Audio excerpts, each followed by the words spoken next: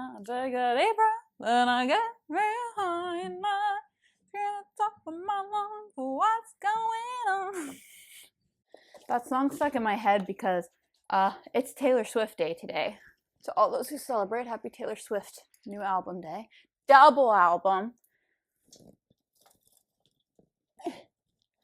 And the song Who's Afraid of Little Me? It goes like, so I leap from the gallows, doesn't it? So I leap from the gallows and I levitate down your street, crash the party like a rugged scratch as I scream. And when it reminds me of, and so I wake in the morning and I step outside. Anyways, that's neither here nor there. Welcome back to my channel.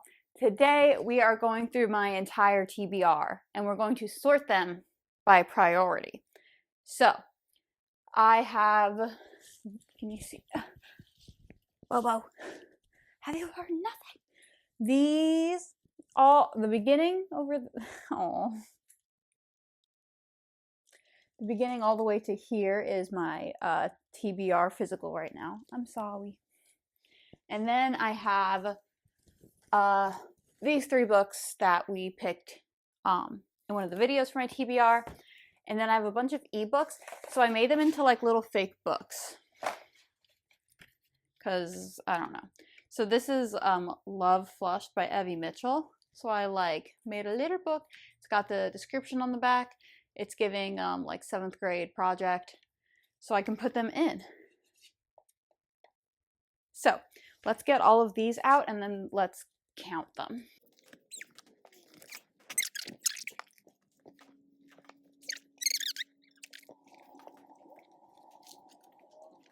Alright, so there's 21 of those.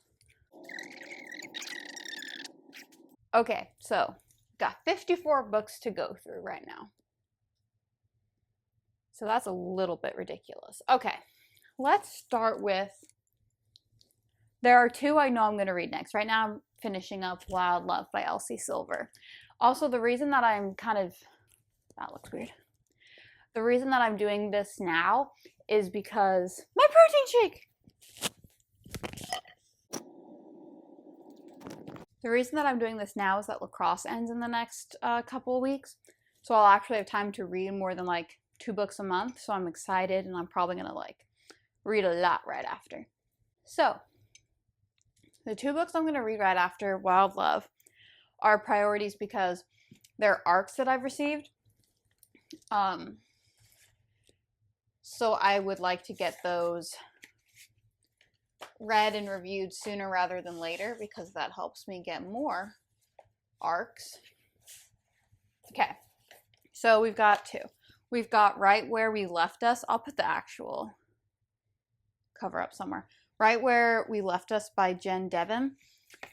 Temperance Jean, oh my gosh, her name is Temperance, that's cute. Temperance, Jean Madigan, and Duncan Brady have never gotten it right. After one radiant secret summer together when they were 18, they've been on again, off again ever since. Now, despite red-hot chemistry and TJ's closeness with Duncan's family, so Temperance, Jean is TJ, they're virtually strangers, only capable of adversarial banter, awkward small talk, and the occasional messy hookup. When a wedding at the Brady's vineyard lands TJ there for the summer, their mutual avoidance strategy proves impossible.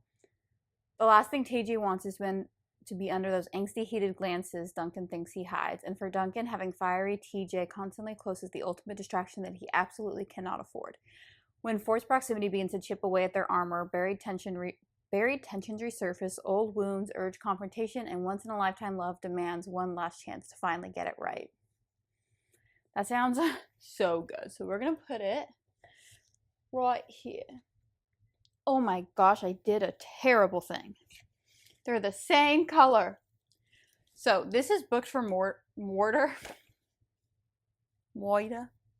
This is Booked for Murder by P.J. Nelson, and it actually doesn't even have a description. I just requested it because the cover was cute, and Booked for Murder is such like a fun title. So that's a complete mystery to me. You're being so cute. Okay. Next, because I love my husband, I'll read Way of Kings. So let's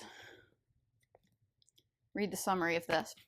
I long for the days before the last desolation, the age before the herald abandoned us and the night's radiant turned against us, a time when there was still magic in the world and honor in the hearts of men. The world became ours, and yet we lost it. Victory proved to be the greatest test of all. Or was that victory illusory? Did I pronounce that? Did our enemies come to recognize that the harder they fought, the fiercer our resistance? Fire and hammer will forge steel into a weapon, but if you abandon your sword, it eventually rusts away. Oh. There are four whom we watch. The first is the surgeon, forced to forsake healing to fight in the most brutal war of our time. The second is the assassin, a murderer who weeps when he kills. Sad. The third is the liar, a young woman who wears a scholar's mantle over the heart of a thief. Hot. The last is the prince, a warlord whose eyes have opened to the ancient past as his thirst for battle wanes. The world can change. Surge binding and shard wielding. Shard. Can return. The magics of ancient days can become ours again. One of them may redeem. These four people are the key. One of them may redeem us, and one of them will destroy us. And it's floppy, so we'll put that one next. Don't crush my other ones, Brandon. Beautiful. Okay, now let's see. For the rest, I don't really have like a priority. Like I have the TBR that we picked out, but I'm not like dying to read any of those. So maybe we'll just go through and I'll just start kind of putting them places and filling it in as we go. So let's just start with the physical book. So I still have not read Song of Achilles. And I am going to read the back of all these, so that's why the video is kind of long. It's already at 10 minutes. Jesus. Okay. Achilles, the best of all the Greeks, son of the cruel sea goddess Thetis and the legendary king Peleus, is strong, swift, and beautiful, irresistible to all who meet him. Patroclus is an awkward young prince, exiled from his homeland after an act of shocking violence. Brought together by chance, they forge an inseparable bond despite risking the god's wrath. They are trained by the centaur. It's okay. Oh, thank you for scratching over there. They are trained by the centaur Chiron in the arts of war and medicine, but when word comes that Helen of Sparta has been kidnapped, all the heroes of Greece are called upon to lay siege to Troy in her name. Seduced by the promise of a glorious destiny, Achilles joins their cause, and torn between love and fear for his friend, Patroclus follows. Little do they know that the cruel fates will test them both as never before and demand a terrible sacrifice. Okay, wait, am I dumb? They're not just friends, right? You read the Iliad, right? They're not just friends. There's no way. So why'd they just call him a friend? Isn't that weird? So we'll put that one right there. Love the One You're With by Emily Giffin. Ellen and Andy's first year of marriage doesn't just seem perfect, it is perfect. There is no question how deep their devotion is and how naturally they bring out the best in each other. But one fateful afternoon, Ellen runs into Leo for the first time in nearly a decade. Leo, the one who brought out the worst in her. Leo, the one who left her heartbroken with no explanation. Leo, the one she could never quite forget. When his reappearance ignites long-dormant emotions, Ellen begins to question whether the life she's living is the one she's meant to live. Love the One You're With is a powerful story about one woman at the crossroads of true love in real life. This looks very, very good too. I thrifted this. Why are you being so cute? He got dropped off this morning and he was so whiny. Now he's being precious. Oh, I don't know. Okay, I think I want to read this one more than Song of Achilles. So let's put it there. I have so many books. I don't know if they're all going to fit. I'll have to move those Star Wars things. Mad Honey by Jodi... Sorry. Mad Honey by Jodi Picoult and Jennifer Finney Bolin.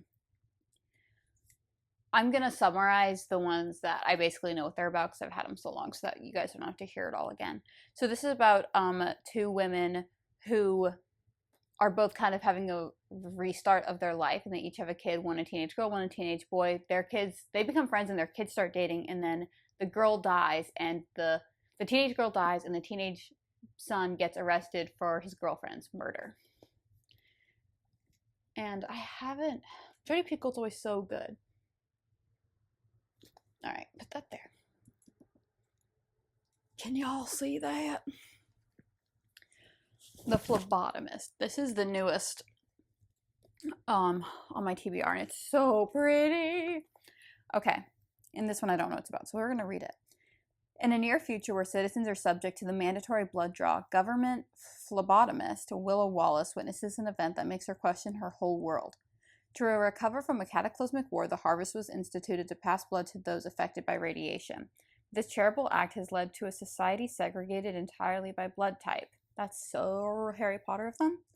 Government blood contractor Patriot rewards your generous gift based on the compatibility of your donation, meaning that whoever can give the most gets the most in return. While working as a reaper, if you're trying to hide your corruption in the government, you probably shouldn't call yourselves the Reapers. While working as a reaper taking collections for the harvest, Willa chances upon an idea to resurrect an obsolete technique that could rebalance the city. But in her quest to set things in motion, she uncovers a horrifying secret that cuts to the heart of everything. Now, I don't know if this is a spoiler or not, but when Nathan bought this, the girl checking out said she loves this book. She loves vampire books. So I don't know if it's a fantasy or like a science fiction or just like a fiction, but this looks really, really good. I think I want to read less than those though. Nothing But the Truth. Okay, I did start this one.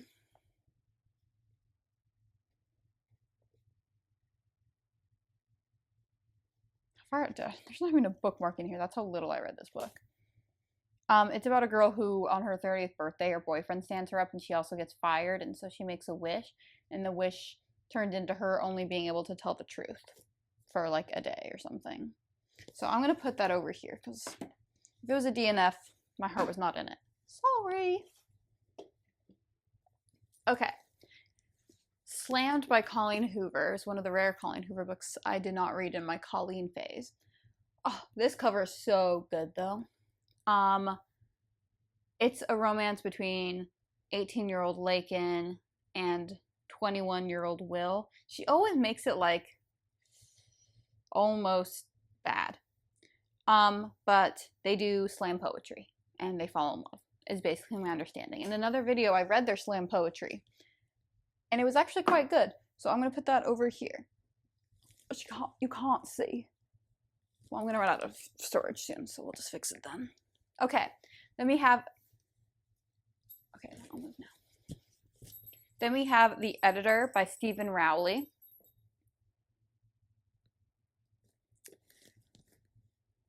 A struggling writer gets his big break with a little help from the most famous woman in America. So, this is about a man who is a novelist and he writes like a sort of autobiographical but fictional novel, and it gets picked up by editor Jacqueline Kennedy Onassis, Jackie Kennedy, and they develop like a kind of friendship, and she's like helping him kind of finish it and wanting him to be authentic, and then she is starting to wonder if the editor's, Jackie's plan is larger than he thought. Let's put that between these because I am very intrigued by the Jackie Kennedy of it all. Then we have The Program by Suzanne Young, another gorgeous cover. This is a YA, I think science fiction. How far would you go to remember? Sloane knows better than to cry in front of anyone. With suicide now a national epidemic, one outburst could land her in the program. The government course of treatment meant to erase triggering memories. It was supposed to be a cure, but instead it's a nightmare because everyone who returns from the program is a blank slate. Their friends, their loves, their lives forgotten. Under constant surveillance at home and at school, Sloane keeps her feelings buried as deep as she can. The only person Sloane can be herself with is James. Together, their love burns brighter than the sun. At least it does until a tragedy lands James in the program. With the pressure building and her life unraveling, Sloane knows the program is coming for her next. When Sloane and James finally meet again, hidden clues in buried lives draw them together to learn if two people can really fall in love twice, even if doing so sets them on a terrifying course of betrayal and chaos. In the end, how far will they go to remember? I remember reading this and almost crying in the bookstore just at the... Oh, okay, let's put that right here in the priorities. All right, Every Last Word by Tamara Ireland Stone. This is another DNF, and I don't remember how far I got, but I just got bored and sad. Let's just read the back because I don't remember anymore. If you could read my mind, you wouldn't be smiling. And see, I think I was trying to read it and I was just in a mental place where I was like, I can't handle like a mental health heavy book. Samantha McAllister looks just like the rest of the popular girls in her junior class, but hidden beneath the straightened hair and expertly applied makeup is a secret that her friends would never understand. Sam has purely obsessional OCD and is consumed by a stream of dark thoughts and worries that she can't turn off. Second-guessing every move, thought, and word makes daily life a struggle, and it doesn't help that her lifelong friends will turn toxic at the first sign of a wrong outfit, wrong lunch, or wrong crush. Yet Sam knows she'd be truly crazy to leave the protection of the most popular girls in school. So when Sam meets Caroline, she has to keep her new friend with a refreshing sense of humor and no style a secret, right up there with Sam's weekly visits to her psychiatrist. Caroline introduces Sam to Poets' Corner, a hidden room and tight-knit group of misfits who have been ignored by the school at large.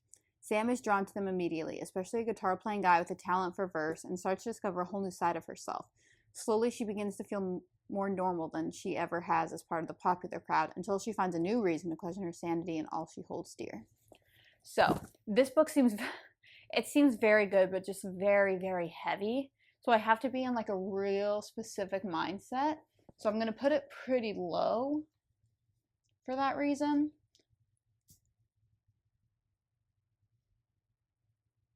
Yeah, that's going to hurt my feelings. The Homewreckers by Mary Kay Andrews. This has long since lost its cover. I got it at a used bookstore at the beach. So from recollection, because I don't feel like looking it up, it's these two people who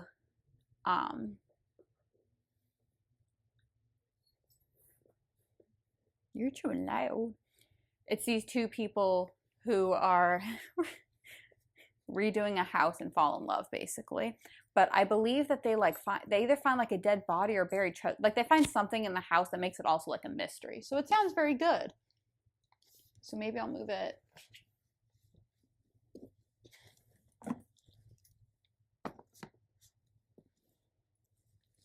All right, next we've got Binding 13 by Chloe Walsh. This has been on my TBR for a long time because I follow Destiny Sidwell. Hi, love. Hey, Bo. Hey, Bo. Hi, Bo. Puppy dog eyes. Literally. Okay. Anyways, I'm a little bit nervous to read this. And I don't... So, the booktubers that I most follow are Destiny Sidwell, Sarah Crawley, and Haley Pham. And this is Destiny's like one of her favorite series, but Haley didn't like it. But Haley also doesn't like open door romances, and I love open door romances. So it might be that, but anyway. And it also just seemed very heavy for a romance. He wants to save her, she wants to hide. She's damaged, he's determined, fate brought them together, love binds them. So it's Johnny, and he's a rugby player. Hot. And he's in college, and he's trying to like focus and keep his grades up. Anyways, he meets Shannon, and she's new, and she has concealed bruises and sad eyes, and she's basically just had a really shitty life. And so she comes through mid-school year praying for a fresh start, desperate to shake off the demons that plague her. And they meet each other, and complicated friendship, undeniable chemistry, hidden pain, complicated secrets. But Johnny won't give up on Shannon no matter what it might cost them both. So let's put that like here for now. This is also hard because I'm like a mood reader, so the mood might just like strike me one day and I'm like, I'm reading that. The Shadow of What Was Lost by James Islington. Really pretty cover. This is kind of more Nathan TBR, but if there is a book, I will probably at least try to read it. So, as Destiny Calls, a journey begins. It has been 20 years since the godlike augurs were overthrown and killed. Those who once served them, the gifted, were spared only after accepting the rebellion's 4 tenets, which vastly limited their powers. Davian suffers the consequences of a war lost before he was even born. When he discovers that he wields the forbidden power of the augurs, he sets into motion a chain of events that will change everything. To the west, a young man whose fate is intertwined with Davian's wakes up in a forest covered in blood with no memory of who he is. And in the far north, an ancient enemy begins to stir.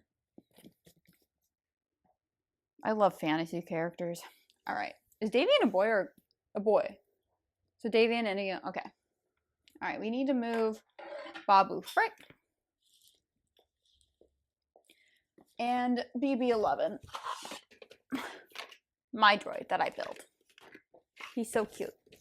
But he takes up a lot of space. We're going to start filling up over here. Ew. Hey. Stop. Stop. Okay. How much? This will stop recording at any second. Okay. Out of My Mind by Sharon M. Draper. Okay, wait. I want you to see the cover because the cover is really, really cool, especially with the story. So I have read this book before. I read this in middle school and it was honestly life-changing, and it's a book I've thought about so often since. But I think I got it at the library, so I never owned a copy, and I couldn't remember the name of it for the longest time, and I was just thinking about it a lot, and then I saw it at Barnes & Noble, so I bought it. And I put it here because I want to reread it. So I'll just read the back. Oh. 11-year-old Melody has a photographic memory. Her head is like a video camera that is always recording, always. And there's no delete button. She's the smartest kid in her whole school, but no one knows it. Most people, her teachers and doctors included, don't think she's capable of learning. And up until recently, her school days consisted of listening to the same preschool level alphabet lessons again and again and again. If only she could speak up. If only she could tell people what she thinks and knows. But she can't, because Melody can't talk. She can't walk. She can't write. Being stuck inside her head is making Melody go out of her mind. That is, until she discovers something. Something that will allow her to speak for the first time ever. At last, Melody has a voice, but not everyone around her is ready to hear it. I'm not gonna cry. So this is like a kid's book. It's like ages 10 and up, but it's so it's this girl who's disabled, and she finds like a computer thing where she can like use her hand and type and it'll speak for her. And just, this was like a life-changing thing for me at like 12, 13 to read. And like, I mean, I don't think I was like an ignorant or mean kid by any means, but I think you just can't fully understand at that age, like disability and people being in their minds like that. And I also remember at this time I was working with the special education classroom and going to Special Olympics with them and helping them with all that stuff. So anyway, this book means a lot to me, and I'm really excited to read it again. This is like the first time I can ever remember crying over a book, just like weeping at like how she was being treated. Anyway, so I'm gonna put that here. And we're going to stop right there for right now because I'm about to run out of storage because the video is so long. Bobo's seen me cry a lot today because the new Taylor Swift album. All right. See you in a few. She had an aneurysm. All right. Next book on the physical TBR is In the Woods by Tana French. This is another one that I thrifted. So it's about 3 little boys go into the woods in 1984 during summer vacation, and only one comes back and he's covered in blood. And then 20 years later, that boy that survived is the head detective in the area, and a similar case happens. So, this looks really good. How have I not read this one yet, actually? I'm going to actually put it up here. Babu Frick. Oh, he talks. Where's the squeezer? Oh. That one, and... Black, black.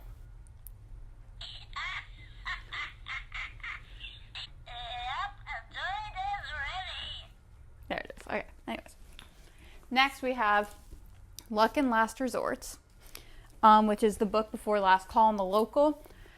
But it's a romance series, so you don't really have to read them in order. But it's about Oliver and Nina. And Nina works on a cruise ship, yacht, fancy people thing, and Ollie was a chef on it, and they like had a thing, and then they broke up, and he left the boat, and now he's back, And he's like, I'm going to do one more summer on the boat with you, and if you don't admit that you're in love with me, I'm going to go back to Ireland forever. So let's put that up here, because I do want to read that soon. Then we've got the Once and Future... Oh, that was like nailed on the chalkboard. Okay, then we've got The Once and Future Witches by Alex E. Harrow. In 1893, there's no such thing as witches. There used to be in the wild, dark days before the burnings began. But now witching is nothing but tidy charms and nursery rhymes. If the modern woman wants any measure of power, she must find it at the ballot box. But when the Eastwood sisters, James Juniper, Agnes Amaranth, and Beatrice Belladonna, joined the suffragists of New Salem, they began to pursue the forgotten words and ways that might turn the women's movement into the witches' movement. Stalked by shadows and sickness, hunted by forces who will not suffer a witch to vote, and perhaps not even to live, the sisters will need to delve into the oldest magics, draw new alliances, and heal the bond between them if they will survive. There's no such thing as witches, but there will be. Oh, this gives like feminine rage. Let's put that one right here. Whoa. Okay. Then we have frickin' Carrie Soto's Back, which I still have in the freaking hardcover because I got it the day when it came out and still haven't read it. So we're going to put it right here. I need to read it. All right. I have the entire Unwanted series from my sister, so I just have the first one like in this list. So let's read what it's about. Quill prevails when the... Quill? What the fuck is a quill? Quill prevails when the strong survive. Every year in Quill, 13-year-olds are sorted into categories. The strong, intelligent, wanteds,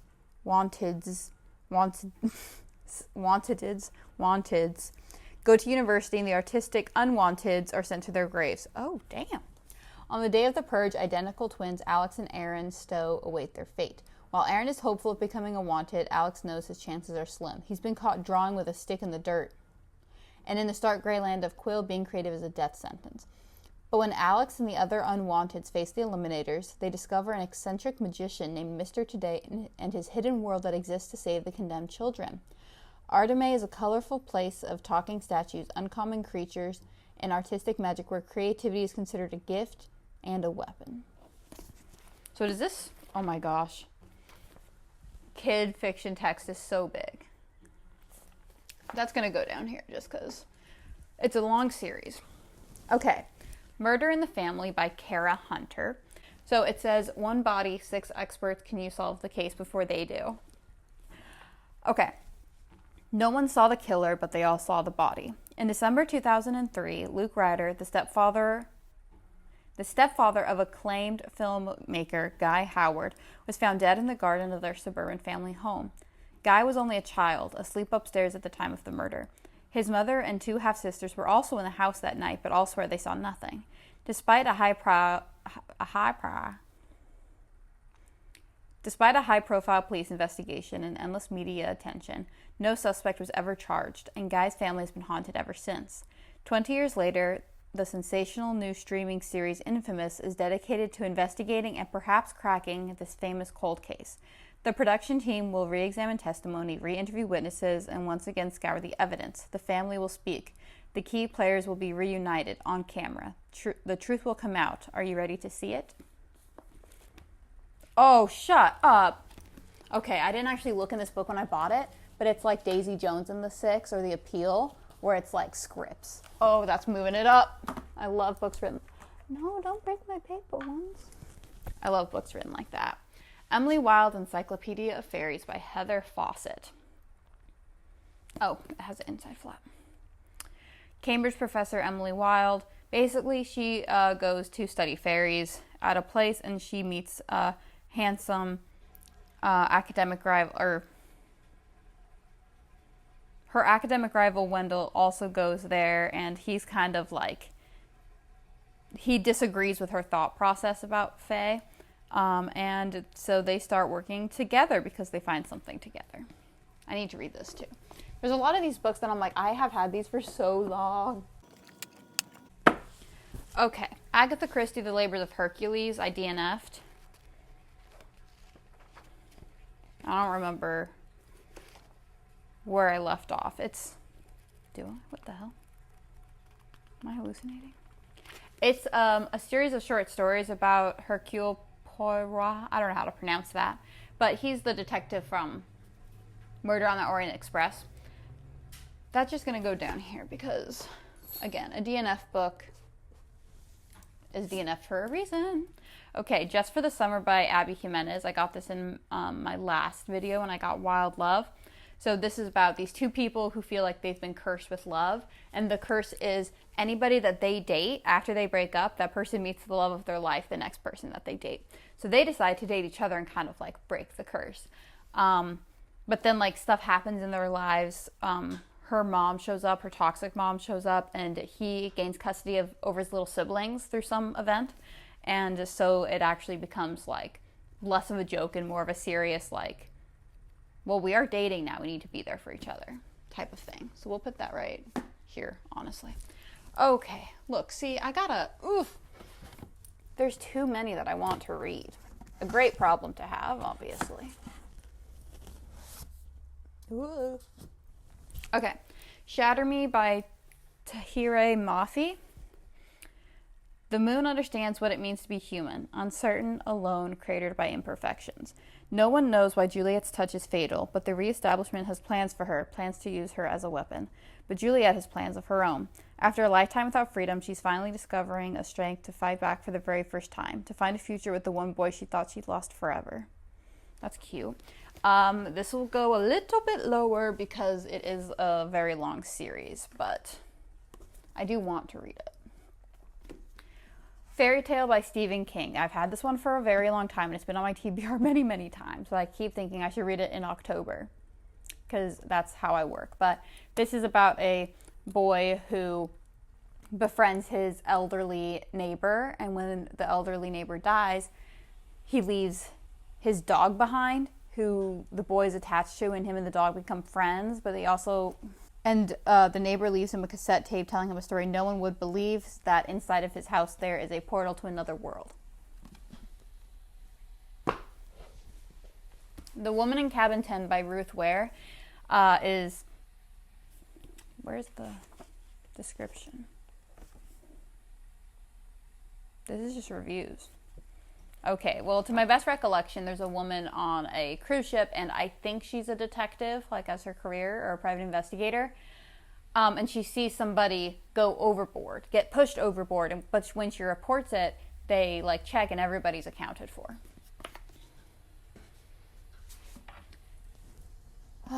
Ruthless Vows, I'm going to put up high. This is the sequel to Divine Rivals. I still haven't read it, and I'm not really going to tell you the summary because I don't want to tell you spoilers for Divine Rivals. Okay, 7.5 Deaths of Evelyn Hardcastle goes to the bottom because it's a DNF. The Shadow of the Gods by John Gwynne. When the gods fought, it was a battle so savage they destroyed themselves, leaving nothing but their bones in the broken land of Vigrid in their wake. Now, as whispers of war echo over the fjords and across the plains, fate follows in the footsteps of 3 warriors, a huntress on a perilous quest, a noble woman pursuing battle fame, and a thrall seeking retribution among the mercenaries known as the Bloodsworn. All 3 will change the course of the world as it once more falls under the shadow of the gods. That actually sounds really good. Let's put that up here.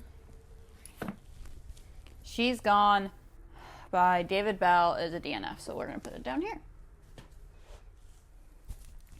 John Grisham, The Innocent Man, Murder and Injustice in a Small Town. So John Grisham writes true crime novels, but like fictionalized. So it's written like a novel, but it's a true story. In the town of Ada, Oklahoma, Ron Williamson was going to be the next Mickey Mantle. But on his way to the big leagues, Ron stumbled, his dreams broken by drinking, drugs, and women. Then, on a winter night in 1982, not far from Ron's home, a young cocktail waitress named Deborah Sue Carter was savagely murdered.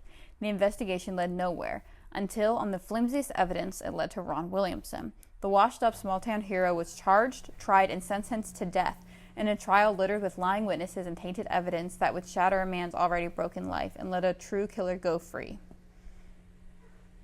So, let's put...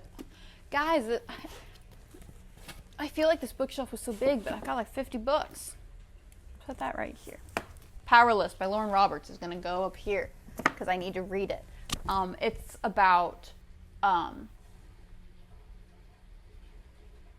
like a world where you're only favored if you have like a special power, if you have a power, and she's powerless, but she's been able to kind of fake it, but then she gets put in like the Hunger Games of powerful people, and she like falls in love with and starts working with the prince who is power, but she's lying to him the whole time. The Rising Storm by Cavan Scott. It's a Star Wars High Republic, and it's going at the bottom because it's not the first book in this series, I believe. That's all the physical books. Yay! Yay! So let's grab the fake ones.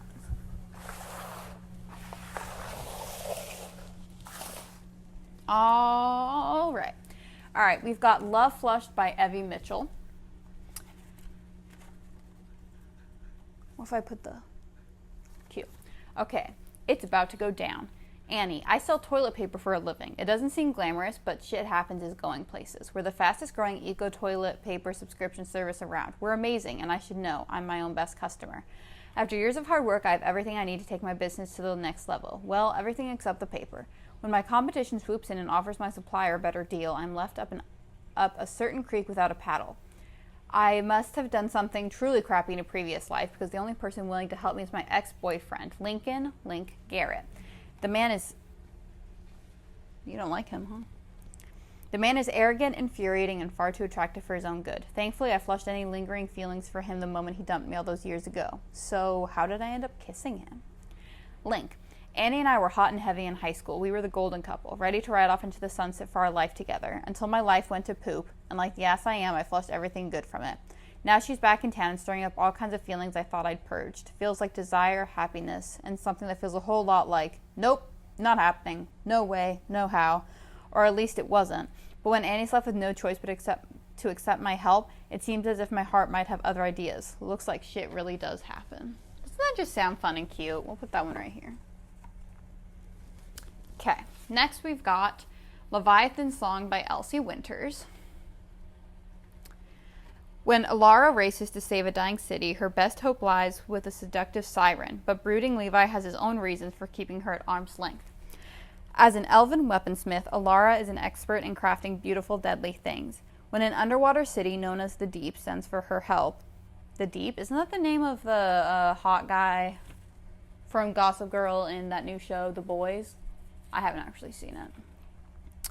She's determined to answer the call, but between murderous gangsters and razor-sharp foreign politics, Alara is ill-equipped to handle the situation on her own. Levi Navari is half merman and all brooding, sardonic wit. Landlocked, jaded, and rejected by his people, the last thing Levi wants is to get involved in underwater affairs. But soft-hearted, strong-willed Alara is a temptation he just can't resist, even if she is several miles out of his league. Levi has good reason to avoid the obvious magical bond forming between him and Alara, but if he isn't careful, playing bodyguard could soon turn into something more. This looks good. Let's put it here. Lucifer, Leviathan, here I am. Be careful, you don't want this. Carefree, there's a dark side about this. The Perfect Wife by Blake Pierce. Criminal profiler in training, Jessie Hunt is sure she's finally put the darkness of her childhood behind her. She and her husband Kyle just moved from a cramped downtown Los Angeles apartment into a Westport Beach mansion. Kyle's promotion has them swimming in money, and Jessie is on the verge of getting her master's degree in forensic psychology, the last step in her dream of becoming a criminal profiler. But soon after their arrival, Jessie begins to notice a series of strange developments. The neighbors and their au pairs all seem to be hiding secrets. The mysterious yacht club Kyle is desperate to join is rife with cheating spouses and with troubling rules of its own. And the notorious serial killer being held at the psychiatric hospital where Jessie is completing her degree seems to know more about her life than is normal or safe. As her world starts to unravel, Jessie begins to question everything around her, including her own sanity. Has she truly uncovered a disturbing conspiracy buried within a sunny, wealthy Southern California beach town? Does the mass murderer she's studying really somehow know the origin of her private nightmares, or has her tortured past finally come back to claim her? That sounds good. Let's put that right here for now.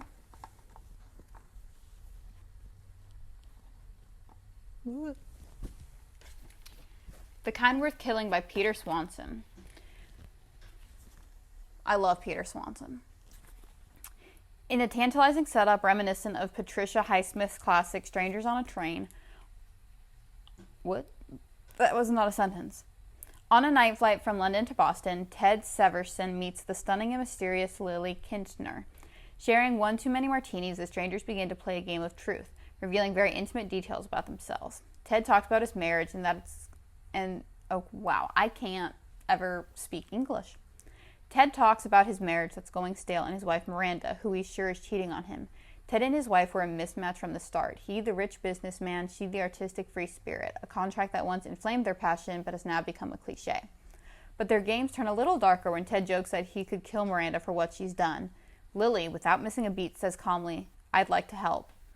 After all, some people are the kind worth killing, like a lying, stinking, cheating spouse. Back in Boston, Ted and Lily's twisted bond grows stronger as they begin to plot Miranda's demise. There are a few things about Lily's past that she hasn't shared with Ted, namely her experience in the art and craft of murder, a journey that began in her very precocious youth. Suddenly, these co-conspirators are embroiled in a chilling game of cat and mouse, one they both cannot survive, with a shrewd and very determined detective on their tail. Damn. That's a little cray-cray. Let's put that here for now. I did start reading that, but then I picked up a different book, so that's why it's going kind of low. Oxford Wild by Laura Bradbury. This one is about Cedar and Alfie. Oh my god, those are terrible names. So Cedar is the girl, and Cedar is like coming to Oxford from her like off-the-grid living situation with her family, and she meets Alfie, who's like technically a professor there, newly minted Oxford faculty member, but he's young and plays rugby, and he's her advisor. And they just are not getting along because he says it's clear she's never encountered a rule in her entire life. Put that there. The Next Girl by Carly Kovac. Deborah Jenkins pulls her coat around her for the short walk home in the pouring rain, but she never makes it home that night, and she is never seen again. 4 years later, an abandoned baby girl is found wrapped in dirty rags on a doorstep. An anonymous phone call urges the police to run a DNA test on the baby, but nobody is prepared for the results. So I'm assuming the results are that the girl that's been missing for 4 years is the mom. Not to spoil anything. Oh no! Be strong, paper. You are cardstock after all. Now, don't. Good.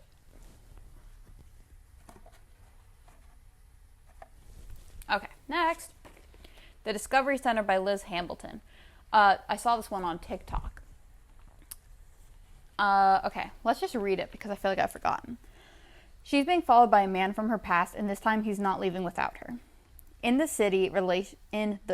capital C city, relationships observe a unique set of rules. Its citizens are bound by contracts to marry only for a decade at a time.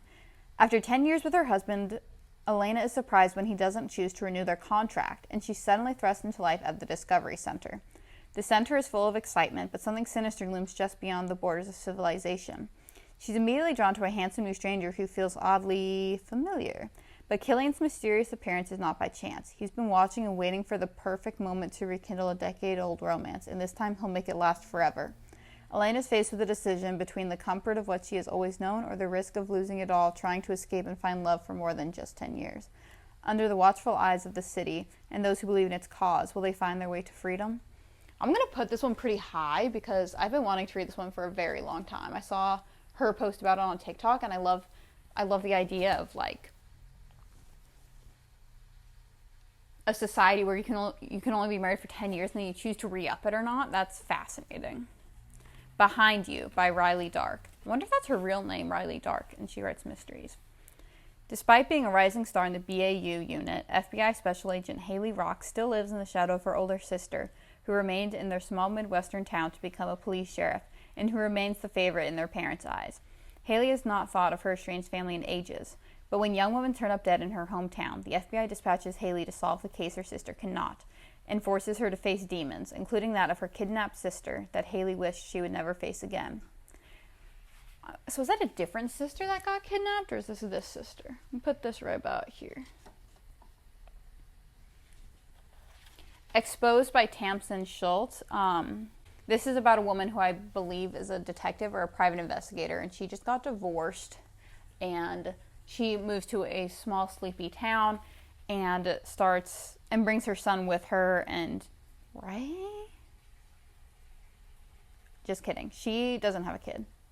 But Josh has a kid, and they get introduced because she's building a house there, and he's a construction worker, and they start kind of falling in love, but danger starts knocking at her door, and they both must answer. Okay.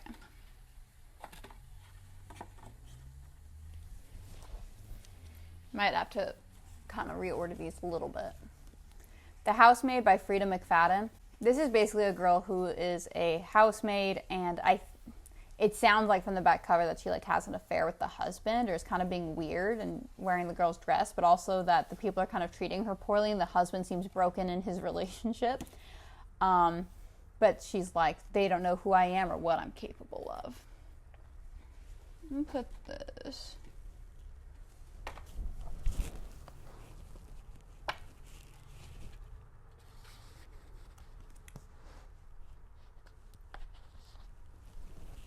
Never Lie by Frida McFadden. I think I have like 3 Frida McFaddens. Never Lie by Frida McFadden. Newlyweds Trisha and Ethan are searching for the house of their dreams. But when they visit the remote manor that once belonged to Dr. Adrian Hale, a renowned psychiatrist who vanished without a trace 4 years earlier, a violent winter storm traps them at the estate with no chance of escape until the blizzard comes to an end. In search of a book to keep her entertained until the snow abates, Trisha happens upon a secret room, one that contains audio transcripts from every single patient Dr. Hale has ever interviewed. As Trisha listens to the cassette tapes, she learns about the terrifying chain of events leading up to Dr. Hale's mysterious disappearance. Trisha plays the tapes one by one late into the night. With each one, another shocking piece of the puzzle falls into place, and Dr. Adrian Hale's web of lies slowly unravels. And then Trisha reveals the final cassette, the one that reveals the entire horrifying truth. That one actually sounds good. I'm going to put that one up here. Well, they all sound good, obviously. Also, the next girl doesn't sound as good as I thought it did a moment ago, so I'm going to put that right here. Squish! See, this is my issue. I changed my mind in 2 seconds. All right, we've only got a few left, but we're going to run out of storage again on this card, so we're going to come back and finish in a few minutes. Ready? Mm-hmm. Listen to this. It's not going to play on. Oh, that'd be funny. Okay, ready? Is that a good sound? Nathan has joined us because we just went on a date night that ended at Barnes & Noble, as all of our date nights do. Classic. Okay, we're going to do a quick haul because actually, let's go through these last ones really quick. So that I can sorry. Okay, we've got Rock, Paper, Scissors by Alice Feeney.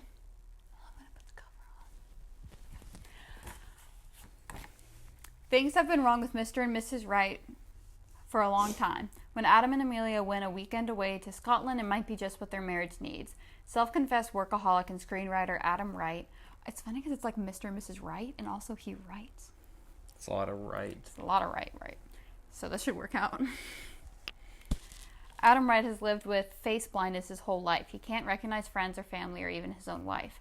Every anniversary, the couple exchange traditional gifts, paper, cotton, pottery, tin, and each year Adam's wife writes him a letter that she never lets him read, until now.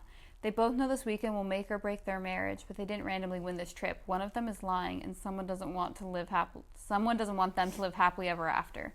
10 years of marriage, 10 years of secrets, and an anniversary they will never forget. Spooky. This is one Sarah Crowley really recommended, so I'm going to put it over here. See? How cute is that? Oh, that's actually really cool. Actually, it's right. The Inmate by Frida McFadden. This one is about a girl who takes up a nursing position at a men's high security prison and somehow passes the background check, even though her testimony put one of the prisoners in there on death row. And he remembers. Yeesh. And that's basically all it says, so it's going to go kind of low.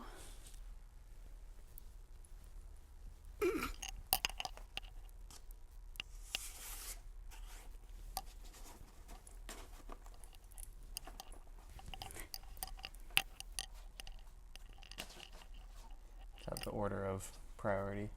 Yeah, starting there. Nice. How about you introduce the books that you did while I finish doing this, so you can explain the Tress and the Emerald Sea change that might affect my order. Okay. I'll just talk about it now. Tress and the Emerald Sea. This is a Brandon Sanderson book in the Cosmere. That he has read already on Kindle. I did read this already. We haven't gotten the physical book. I thought it was a really cute book. It's one of the first secret project books that Brandon Sanderson did. What's a secret project book? He often just writes a book without really announcing it, that he's writing a book. He'll just pop up one day and say, hey, I wrote a book. It's being published, and here is what it's about. So, Tress and the Emerald Sea, it's set in the Cosmere. It has high Cosmere connectivity to other worlds. If you're familiar with Mistborn, there's connection there. If you're familiar with The Way of Kings, the Stormlight Archive, there's connections there. It's this girl Tress. She's set on her home island in an emerald green ocean. Basically, she collects cups brought by sailors from faraway lands and listens to stories told by her friend Charlie. But when his father takes him on a voyage to find a bride and disaster strikes, Tress must stow away on the ship and seek the sorceress of the deadly midnight sea. Amid the spore oceans where pirates abound, can Tress leave her simple life behind and make her own place sailing a sea where a single drop of water can mean instant death? It's really cute. There's some unexpected twists and turns. It's charming and whimsical is how I would describe it. I gave it a 4 out of 5 because I thought it was a really good story and I liked it a lot. Had some really cute moments as well. So I think Kylie will like it. Do you think I should put it above Way of Kings? I think, I was telling Kylie on the ride home, I think if you read like Tress and the Emerald Sea or like Yumi and the Nightmare Painter, it's a really good way to get back into Brandon Sanderson writing and have like a romance about it, because he wrote this book for his wife, which I think is adorable. And he also wrote Yumi and the Nightmare Painter for his wife. Okay, you're really enunciating like you, me, and Yumi. Y-U-M-I. Yumi, you and me, and Zabumafu. All right, I'll put that there then. Okay, then we have Golden Curse by M. Lin.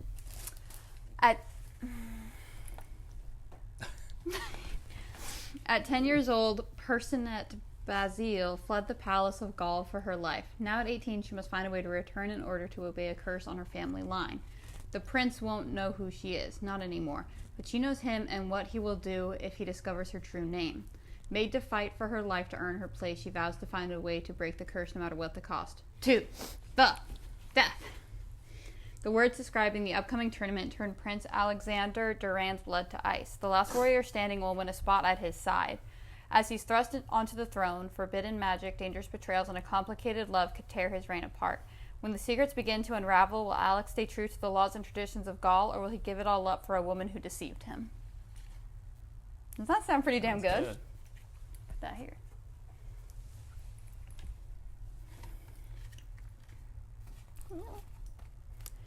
Whisper of Witches by Nikita Rogers. Trying to carve a new career for herself at the City Herald newspaper, journalist Anna Davenport is tasked with writing trivial article about the local witches who live in the countryside. As she reluctantly takes the job, convinced her career is doomed to fail, she instead finds herself embarking on a thrilling quest with the charming occult historian Ezra Sullivan. The recent discovery of a mystery witch box found at the excavation of an ancient monument and burial ground launches the pair on a journey of revelation, exposing the mysteries of the box, solving its hidden secrets, and uncovering magical relics. Suddenly, Anna's article has taken a groundbreaking new spin, but there is betrayal and danger ahead. Together, they soon find that there is much more than meets the eye with their discovery. And when people who are connected to them and the excavation are brutally murdered, they must race to finish what they started before they become the murderer's next victims. Isn't that pretty high? If We Were Villains is about a college drama group where one person got murdered and one person from the team got convicted. And, wait, what? Are you sure? No. On the day Oliver Marks is released from jail, the man who put him there is waiting at the door. Detective Colburn wants to know the truth, and after 10 years, Oliver is finally ready to tell it. Okay, yeah. A decade ago, Oliver is one of 7 young Shakespearean actors at Delice Classical Conservatory, a place of keen ambition and fierce competition. In this secluded world of firelight and leather-bound books, Oliver and his friends play the same roles on stage and off. Hero, villain, tyrant, temptress, ingenue, extras. But in their 4th and final year, good-natured rivalries turn ugly. And on opening night, real violence invades the students' world of make-believe. In the morning, the 4th years find themselves facing their very own tragedy and their greatest acting challenge yet, convincing the police, each other, and themselves that they're innocent. That's pretty high, too. That's one that I was surprised I could get on Kindle Unlimited. Nice. Antiques, Artifacts, and Alibis is about, it's supposed to be like a cozy mystery, and it's about a woman who owns an artifact shop, but she finds a dead body in her office. So that's going to go like kind of low because it's more of like a October vibe. Ooh, like yeah. a spooky Yeah. mystery. Summer Night's Dream. Uh-oh.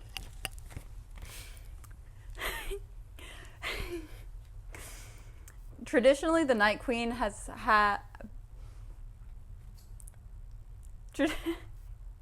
Traditionally, the Night Queen has at least one mate from each seasonal court. So what happens when Lyra's first mate rejects her outright? What does this mean for Lyra and her future and the future of her realm? How will she survive being around him when they both attend the same academy? Lyra must move forward, but how will she learn to trust again after her first mate broke her heart? As the future Night Queen, Lyra must hide her identity until her fated mates prove themselves worthy of the title Knight.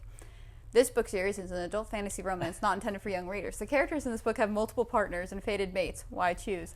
These relationships are inclusive. This book will end on a cliffhanger. If you are not comfortable with LGBTQ+, multiple partners, open relationships, or poly, please avoid this book series. Themes and tropes of this book include bonded, bullying, cliffhanger, enemies to lovers, fated mates, instant love, love triangle, multiple POV, other women drama, second chance, secret identity, slow burn, slow mate reveal, smut, sexually graphic scenes with explicit language and description, soulmates, steamy suggestive scenes, and unrequited love. Nice. I had to print out all the warnings. That's awesome. But that sounds fun. Nice. That sounds like a Kylie book. I haven't had a good, like, academy-based Why Choose since that one series I really liked. That I don't remember the name of. Yup. Okay, that's all of mine. So now we're going back to Barnes. So I got Myrtle, which is just like... Not to be confused with Myrtle Beach. Or Moaning Myrtle. Or the Wordle. Or the Wordle.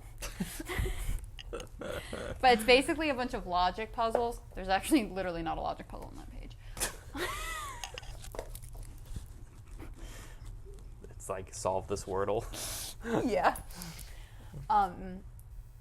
It's logic puzzles, and I thought it would be fun because I like little brain exercises, so that's obviously not going to go up here. But they're also doing an event near us for it, so that could be fun. Like a trivia night. Also not going up there is Unravel Me, because it's book 2 of the Shatter Me series, which is right here. So I just got that because it was on sale, and I'll need all of them eventually. Book 3 was also on sale, but instead I got... Wait, let me take these off. You do one while I take these off. Okay. Because this is a pretty cover. One that I got was Assassin's Apprentice by Robin Hobb. I have heard a ton about this book. It seems like a coming-of-age story, fantasy, assassins. Is he the one that will save the kingdom vibe? So. And that's not Brandon, right? No, Robin Hobb. A woman. Finally, read a woman. So I've heard a lot of good things about this book, and I think it's a trilogy as well. So a completed trilogy, which is important within fantasy. Mm-hmm. My other book is A Door in the Dark by Scott Reinsten. I think he's a local author because they were all signed editions, but look how cool that cover is.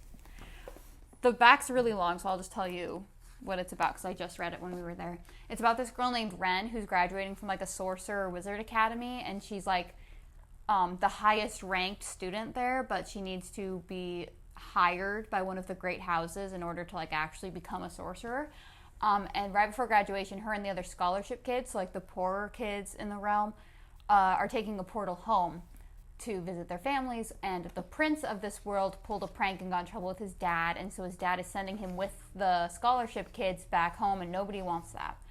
And when they get to the portal, there's 6 of them, and they all just start like fighting, and it turns into the portal malfunctioning, dumping them in the middle of nowhere with one of them dead. So it sounds like, actually I don't know if this is a standalone or not. It looks like a standalone, but it sounds like Harry Potter meets Hunger Game. No. Fourth Wing. Yeah, it sounds like a Fourth Wing, but with wizards. And you know what? I just told you what it's about, so that's what it feels like. It feels like Ren is a sword. Nice. I just actually noticed this book has some of this action going on. What the fuck is... I mean... Look at that. And I don't know if that's like cut off or not. So we might have to go back to Barnes just to like say, is this normal or... We can look it up, is this the too. sealed portion? Mormon jokes. The other book I got was Empire of Silence. And I think it's a trilogy. I've heard it is like, if you like Red Rising and you like The Name of the Wind, this is kind of like a blend of both of those. Other than that, I don't really know much what it's about. I kind of want to go into it blind and just kind of read it because I liked Red Rising a lot, and then I liked The Name of the Wind. So try it, see what it is. But there's some weird pages that are connected, so we might have to go return this book. Yeah. I'm going to put these here because they're not going to be put on that shelf. Those? Yeah, so... These are just really cute 80s and 90s trivia books that I got for, like, us and, like, my mom and going on, like, trips with my parents and extended family because we always do, like, Trivial Pursuit or, like, Jeopardy archives. So, and they're each $3, so I just thought it was fun. And they're really cute. They're, like, really pretty.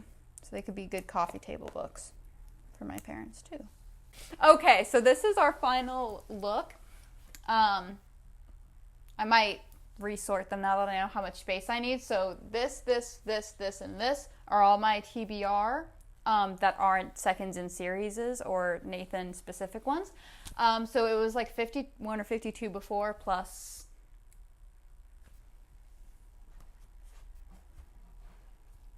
Are you opposed to these being like that? Being like what? Oh, no. It just hides this, and I was just trying to find somewhere to put it. But now that there's more, we probably should do that. But Miss Poor needs to be on the bottom if it's that big. Oh no, it's the same as Elantris. Either way. Okay. Is Elantris a series? I actually listened. I bet Brandon's characters are motivated by bitterness and spite. I know Kelsier is. Yes, he is. And that's why he's my favorite. I am. Okay. Thank you for watching this video, and I'll see you next week.